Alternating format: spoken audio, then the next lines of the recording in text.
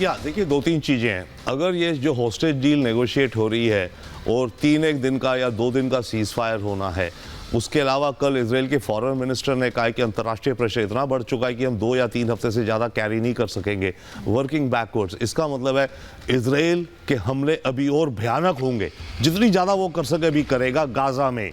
जहाँ तक बात रही वेस्ट बैंक में, ये वेस्ट बैंक में हमस भी है, इस्लामिक जिहाद वगैरह है, वो भी एक छोटा सा टाइम बॉम्ब चल रहा है, छोटा या बड़ा।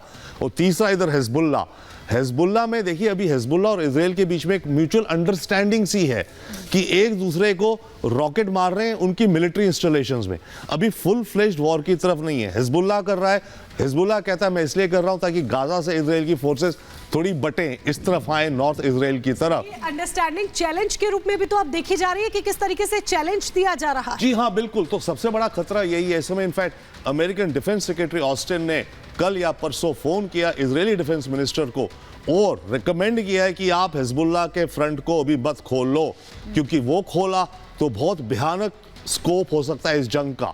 तो अभी फिलहाल पर बात ये, इजराइल अमेरिका की बात भी नहीं मान रहा है सारी, इजराइल अपनी धुन पे चल रहा है, राइट। बट बॉटम लाइन ये कि हिजबुल्लाह, और हम टनल्स की यहाँ बात करते हैं गाजा में, हिजबुल्लाह गाजा से पहले, हमस से पहले उसी ने हमस को टनल्स बनाना सिखाया है। हिजबुल्लाह ने टनल्स बनाई हुई है इजराइल और लेबनान बॉर्डर में, साउथ में, और साउथ लेबनान बॉर्डर से बेरूत तक 70-80 किलोमीटर की टनल बनाई है कि अगर इजरायली आर्मी आगे आती जाए तो मैं इन टनल्स में खींच करके पीछे चले जाऊं, क्योंकि साउथ बेरूत में भी हिजबुल्लाह का काफी पकड़ है आम जनता में। तो ये एक बहुत भयानक जंग बन जाएगी। और वहां से आप, ये हो भी गया है, क्योंकि ये सिर्फ यहीं तक सीमित नहीं है। आप देखिए कि अगर हम देखें तो पिछले कुछ वर्षों में दुनिया का जो पूरा एक आप देखिए अगर ध्रुवीकरण, तो वो कितनी तेजी के साथ चेंज हुआ है। जैसा कि अभी हम थोड़ी देर पहले बात ही कर रहे थे कि वेस्ट वर्सेस रेस्ट की जंग ये किस तरह से हो गई है। जी हाँ, बिल्कुल, एब्सोल्युटली। देखिए, ये जंग अनफॉर्चुनेटली वेस्ट वर्सेस रेस्ट बनती जा रही है। एक और चीज आप देखिए ना, जितने देश जो इस पैलेस्टाइन की इशू को सपोर्ट कर रहे हैं, यूएन में जो भी रेजोल्यूशंस आ रहे हैं, सारे अफ्रीकन देश, मेजॉरिटी अरब देश, मेजॉरिटी एशियन देश।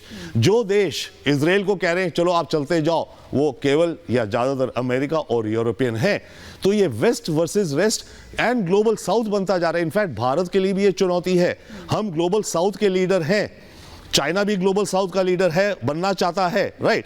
तो अगर ऐसे में ग्लोबल साउथ जो है, जो ज्यादा एंटी अमेरिका हो गया, तो हमारी फॉरेन पॉलिसी में भी इंपैक्ट पड़ेगा। क्योंकि क्या यही स्ट्रेटेजी है जो चाइना का आप जिक्र कर रहे हैं कि चाइना और रशिया जो है वो एक अलग ही रुख अपनाए हुए हैं? ओ एब्सोल्युटली, उनके लिए तो बिल्कुल ये रुख अपनाए हैं और उनके लिए बहुत अच्छे डायरेक्शन में जा रहा है, क्योंकि उनका ऑब्जेक्टिव है कि वेस्ट यानी कि यूरोप और अमेरिका को बाकी दुनिया से अलग कर दो परसेप्शन वाइज, कि ये जो वेस्ट है ये समझता नहीं है कि बाकी दुनिया कैसे चल रही है, ये अपनी मनमानी करता है और अपने हिसाब से चीजें थोपता है।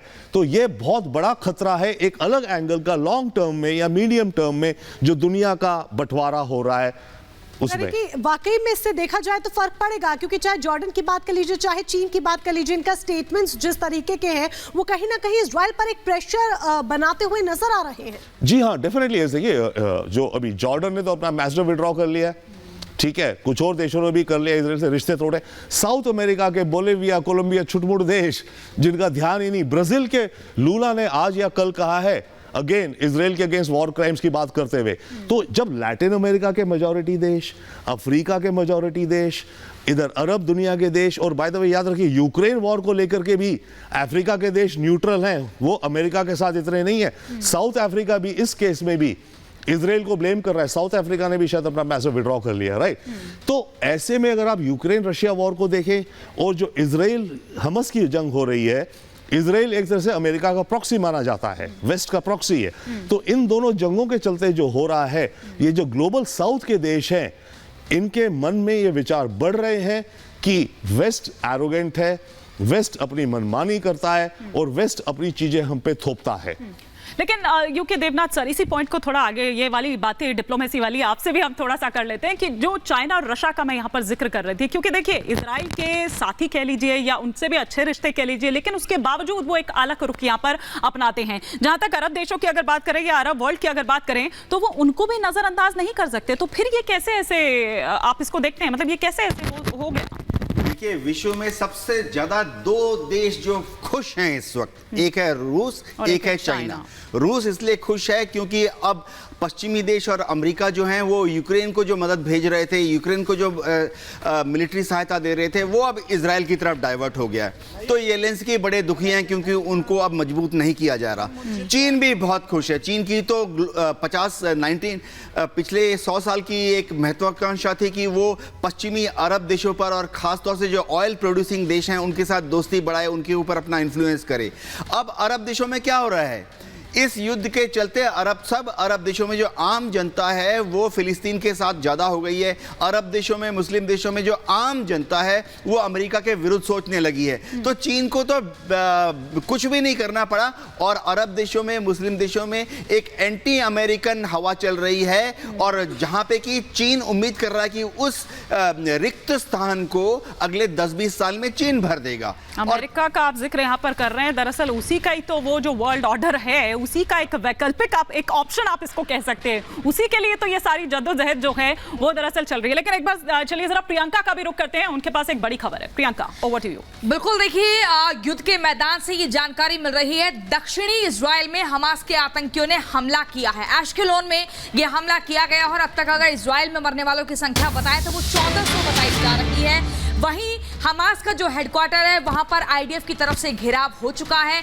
वहां पर कब्जा कर लिया है। लेकिन दक्षिणी इजराइल पर हमास ने रॉकेट छोड़ा है, लगातार रॉकेट छोड़े जा रहे हैं। एश्केलोन में हमास ने रॉकेट छोड़ा है, लेकिन इसके बाद कितना नुकसान हुआ है इसको लेकर अभी तस्वीर साफ नहीं है। रॉकेट छोड़ने के बाद जिस तरीके से धमाका हुआ वो तस्वीर भी आपके सामने है। ग्राउंड जीरो पर रिपब्लिक भारत की टीम लगातार मौजूद है और एक एक तस्वीर आप तक पहुंचाई जा रही है। यहां पर देखिए एश्केलोन में किस तरीके से हमास ने रॉकेट छोड़ा। Back to studio. तो किस तरीके से हमास ने यहाँ पर रॉकेट छोड़ा है वो तस्वीरें हमने देखी हैं। और यूके देवनाथ जी, एक अहम सवाल, क्योंकि ये देखिए हमास लगातार फायर करता हुआ नजर आ रहा है। आप 24 घंटे में 5 कमांडर ढेर कर चुके हैं। क्या वाकई में आप आतंक का सफाया इस तरीके से कर पाएंगे, क्योंकि आतंक का खात्मा क्या वाकई में आसान है? बहुत क्विक रिएक्शन। आतंक का खात्मा कभी भी कोई दुनिया की कोई भी आर्मी हथियार से नहीं कर सकती। आतंक को खत्म करने का एक ही तरीका है कि आप आतंकवादी और उसका सपोर्ट बेस और उसका जो समाज है उसके दिल और दिमाग को हावी करके अपने कंट्रोल में लाएं। ठीक है, तो ये चर्चा हमारी लगातार जारी रहेगी। आगे भी तमाम बड़े अपडेट्स जो आ रहे हैं इससे लेकर हम वो आपको देते रहेंगे, लेकिन फिलहाल हमें यहाँ पर रुकना होगा एक छोटे से ब्रेक के लिए।